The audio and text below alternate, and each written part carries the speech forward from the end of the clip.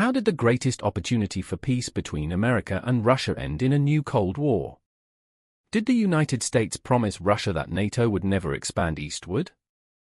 On the night of December 5, 1989, a young KGB officer in Dresden faced a crowd outside his building. The Berlin Wall had just fallen. East Germany was collapsing around him. Protesters had already stormed the nearby Stasi headquarters. Now a few dozen were drifting toward his door on Angelika Street. He called the Soviet military garrison for backup. The answer came back: Moscow is silent. No one is coming. He walked out alone. He stared down the crowd. He told them in fluent German that if they entered the building, they would be shot. They paused, murmured, and turned back. He returned inside and burned documents all night until the furnace burst. The phrase "Moscow is silent" would haunt him for years afterward. He formed a conviction that day: in a moment of crisis, only offensive action works. You must hit first and hit hard enough that your opponent cannot rise. That officer was Vladimir Putin. And the book we are discussing today explains how the decisions made in the 10 years after that night helped turn him into the man he became. Its title is Not 1 Inch: America, Russia, and the Making of Post-Cold War Stalemate, written by M. E. Surratt and published by Yale University Press in 2021. The question it answers is deceptively simple: why did the greatest opportunity for lasting peace between Moscow and Washington end in failure? Previous accounts blamed either NATO expansion or Russian aggression, treating the outcome as inevitable. Surratt argues it was not. She uses decades of declassified documents from 6 countries, including transcripts of Clinton's private conversations with Yeltsin that Russia formally protested being released. She shows that real alternatives existed, that serious people tried to implement them, and that a sequence of specific decisions foreclosed them one by one. Surratt holds the Henry A. Kissinger Chair in History and Public Policy at Johns Hopkins University School of Advanced International Studies. She is the author of The Collapse, The Accidental Opening of the Berlin Wall and 1989, The Struggle to Create Post-Cold War Europe, among other foundational works. She began researching in East German secret police archives in the 1990s. For this book, she spent years filing hundreds of declassification requests and appeals to unlock documents in Germany, at NATO's Brussels headquarters, and in the presidential libraries of both Bush and Clinton. When the Clinton Library finally released transcripts of presidential conversations with Yeltsin, after years of appeals, Russia's presidential spokesman formally protested, calling them documents concerning current politicians. Her method is strict: she uses only written records from the time events occurred, not memories reconstructed years later. That discipline is what makes her revelations credible and uncomfortable. The story begins not with diplomats but with a linguistic puzzle. In February 1990, American Secretary of State James Baker went to Moscow to help persuade Soviet leader Mikhail Gorbachev to allow Germany to reunify. The Berlin Wall had fallen only 3 months earlier. Soviet troops were still legally stationed in East Germany. Without Moscow's cooperation, Germany could not unite, and without German unity, NATO's future was in serious question. Baker posed what he framed as a hypothetical bargain: would Gorbachev prefer a united Germany outside NATO, with no American forces? Or a united Germany tied to NATO, with assurances that NATO's jurisdiction would not shift 1 inch eastward from its present position? Gorbachev said any expansion of the NATO zone was unacceptable. According to Gorbachev's own account, Baker answered, "We agree with that." This exchange immediately touched off a controversy that would last for decades. Moscow pointed to it as a binding promise. Baker and his supporters called it a hypothetical, never formalized in writing. The argument over what was said and meant has shaped public debate about NATO expansion ever since. But Surratt's key finding is that this dispute, while real, obscures a more important story. The question was never only about Baker's words. In the weeks before and after that Moscow meeting, the same assurances were being given by multiple Western leaders in multiple settings. German Foreign Minister Hans-Dietrich Genscher said it publicly in a January 31 speech. He repeated it to Baker in Washington on February 2. He said it to British Foreign Minister Douglas Hurd the same day. He told Soviet Foreign Minister Shevardnadze in Moscow on February 10 that NATO had no intention to expand its territory to the east, covering not just East German territory but Central and Eastern Europe broadly. Britain's Hurd expressed agreement and said the topic should be discussed within the alliance immediately. Meanwhile, Gorbachev's own written records contradict his later public claims. In 2014, the former Soviet leader told interviews that the topic of NATO expansion was not discussed at all during his time in power. But his own notes from May 1990 tell a different story. They record that he told Baker he was aware of your favorable attitude toward the intention expressed by a number of representatives of East European countries to withdraw from the Warsaw Pact in order to join NATO later. He knew the question was being raised. He chose, later, to say otherwise. Chancellor Helmut Kohl, however, was the player who mattered most. It was Germany that was dividing. Germany needed Soviet approval to reunify. And Germany's relationship with NATO was the central prize of the whole contest. Without Kohl, Bush could not achieve his top priority, a united Germany remaining fully inside NATO, with American troops and nuclear weapons on German soil. The deal Kohl made, in a private session with Gorbachev at the Kremlin on February 10, 1990, is one of Surratt's most forensically reconstructed moments. Kohl arrived carrying two contradictory messages from Washington. Baker had told Gorbachev that NATO's jurisdiction would not shift 1 inch eastward. Bush's National Security Council had sent a different letter, explicitly endorsing a more limited concession, a special military status for the former East German territory as NATO expanded. These two positions were not the same. Baker's language suggested NATO would stay behind its Cold War border. Bush's language suggested NATO would cross that border but create a buffer zone. Kohl chose Baker's language with Gorbachev, not because he was told to, but because it was more likely to win Soviet agreement. When Gorbachev made a passing remark that Germans themselves should decide their own future, Kohl immediately recognized it as the opening he needed. He asked Gorbachev to confirm that statement. Gorbachev hedged. Kohl took the hedge as confirmation.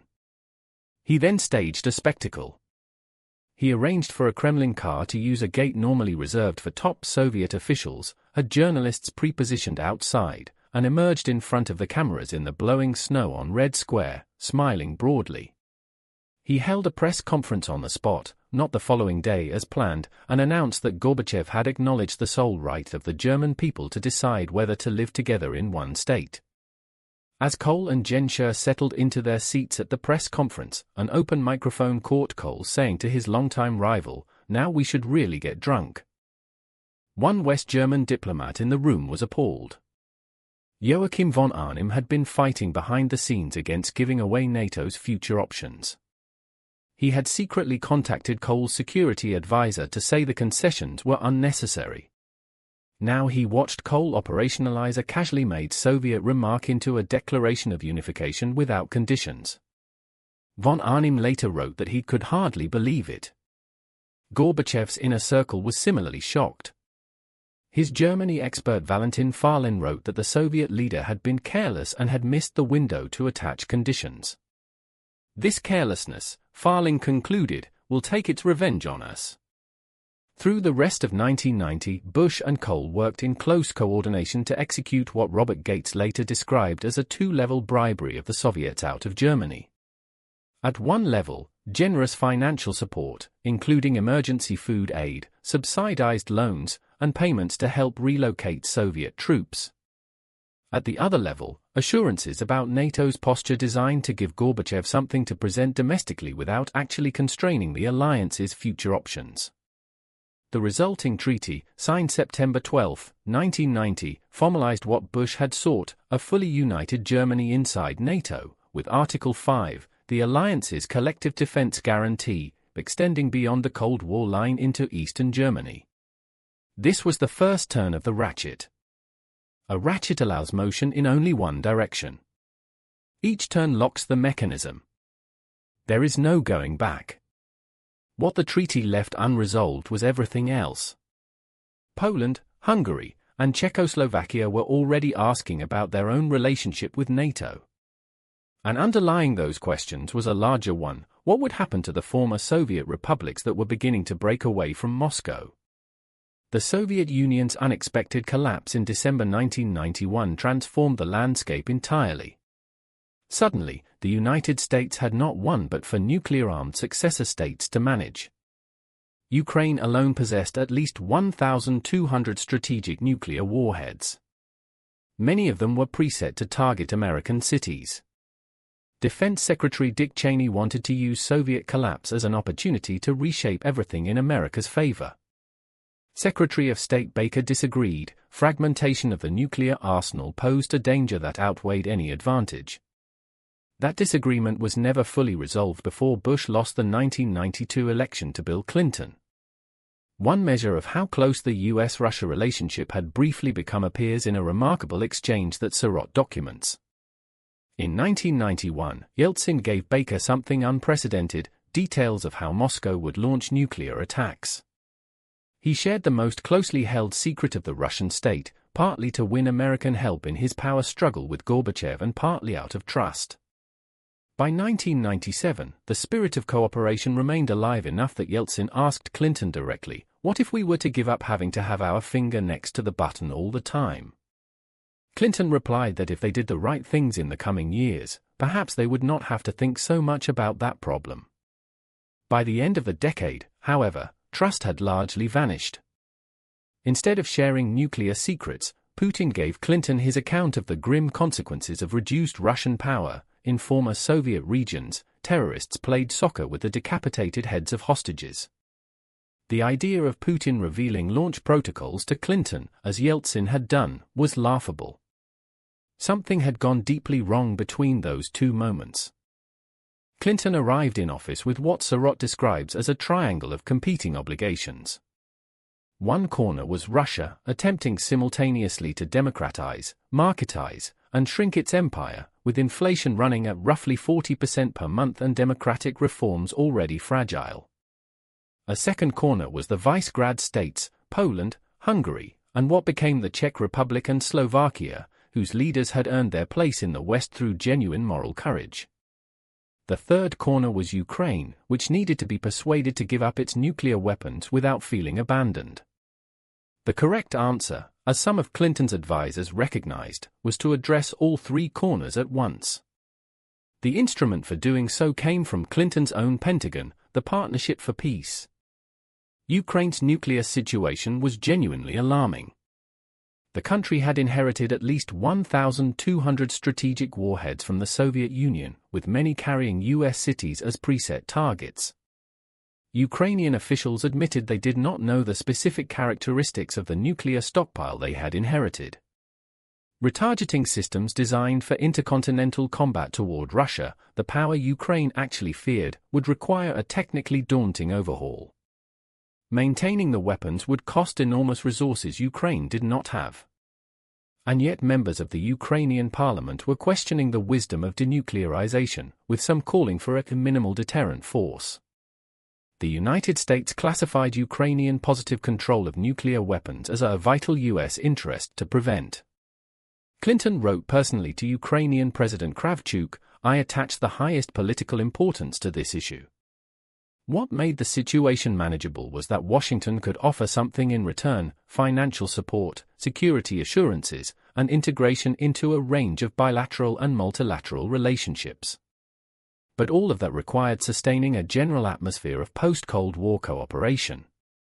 Blowing up that atmosphere for the sake of rushing Central Europeans into full NATO membership would undercut the very conditions that made Ukrainian denuclearization possible.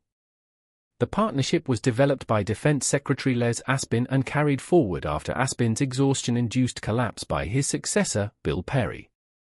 Its logic was elegant.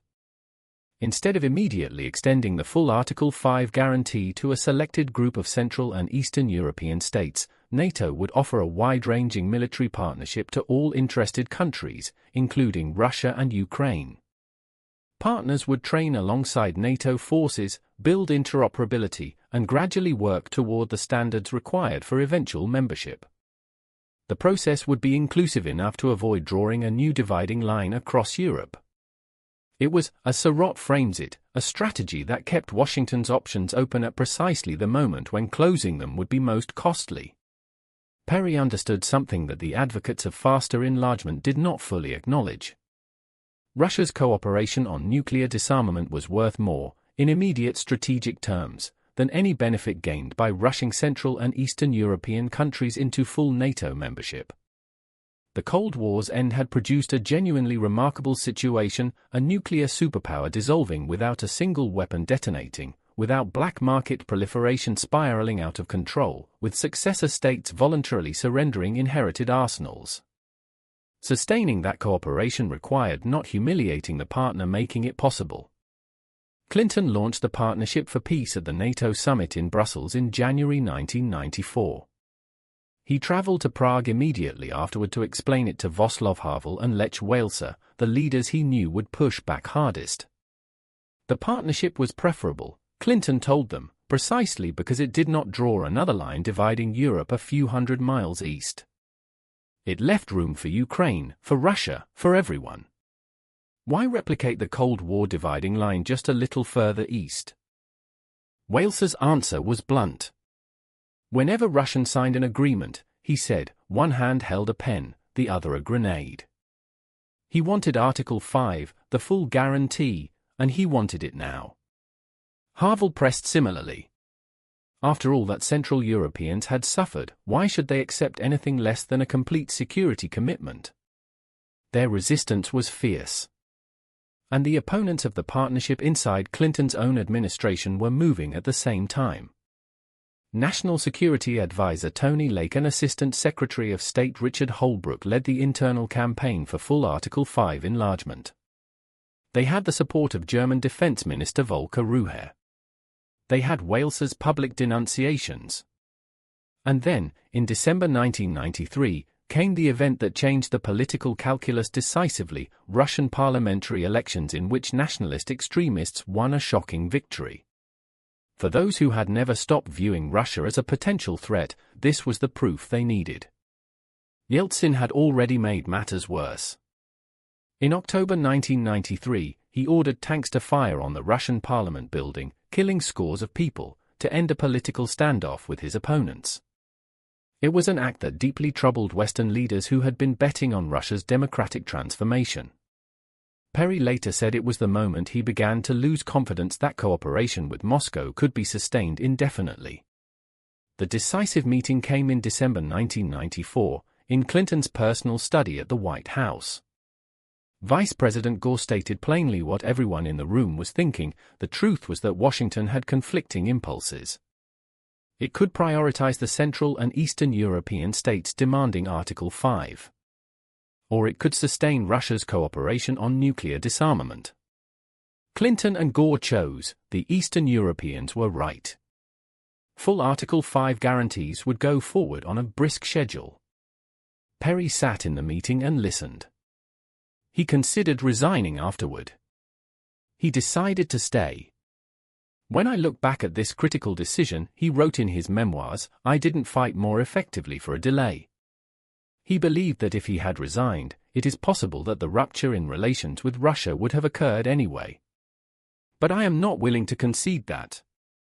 This was the second turn of the ratchet. The question from that point was not whether NATO would expand with full guarantees but how many countries and how fast. The beauty contest phase followed. Poland, Hungary, and the Czech Republic were the obvious first candidates. They were invited to join at NATO's Madrid summit in July 1997.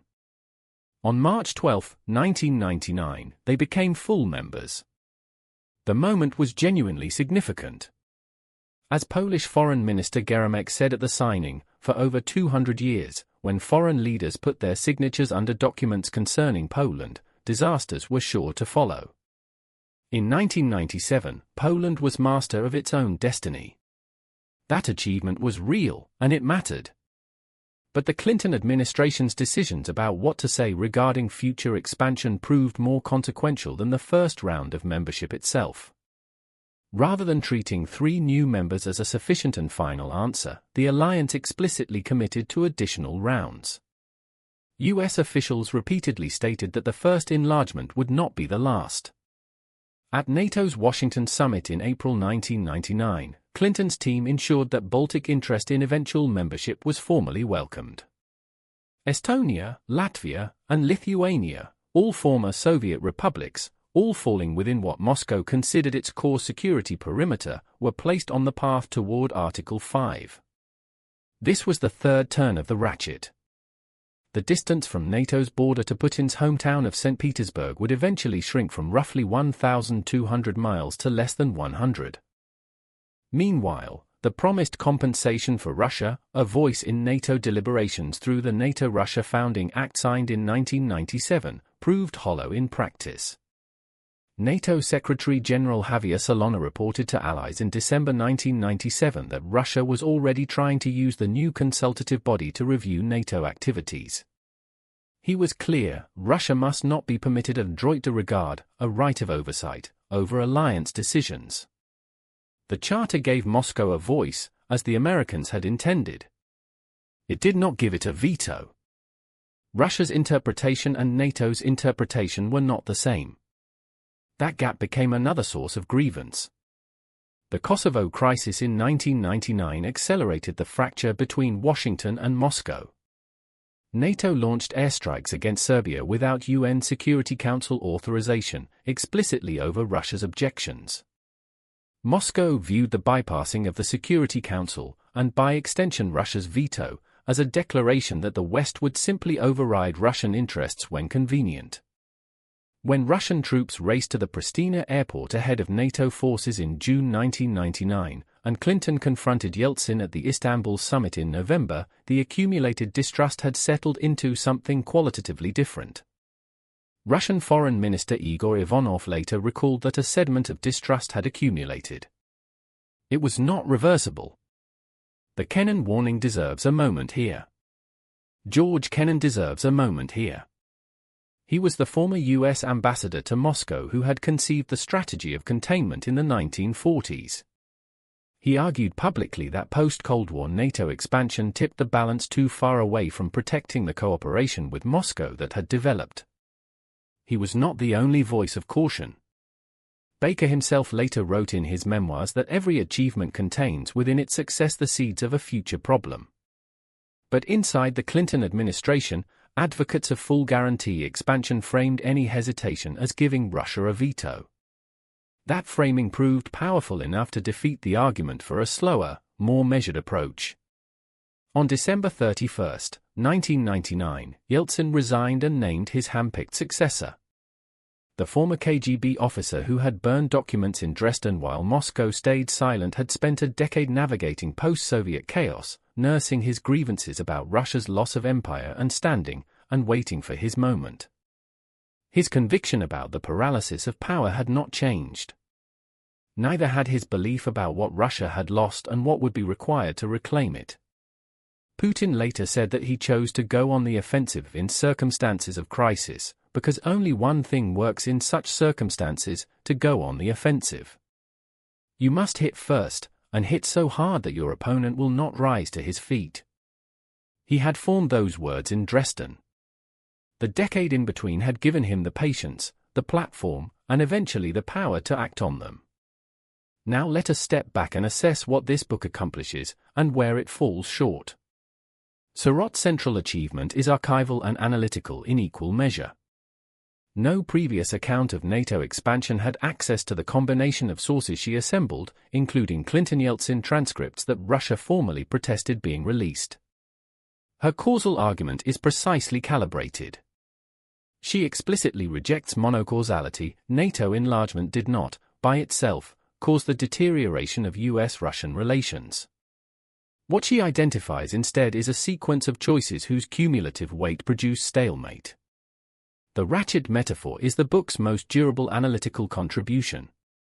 A ratchet allows motion in only one direction. Each turn locks the mechanism and forecloses options.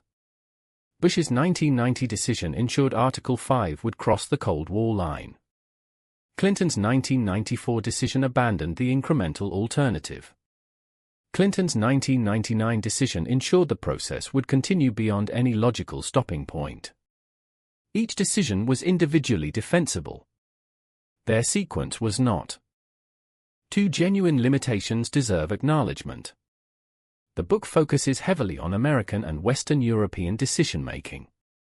Russian domestic decision-making, the internal debates within Yeltsin's circle, the role of security service factions, receives less treatment, partly because Russian archives remain largely closed.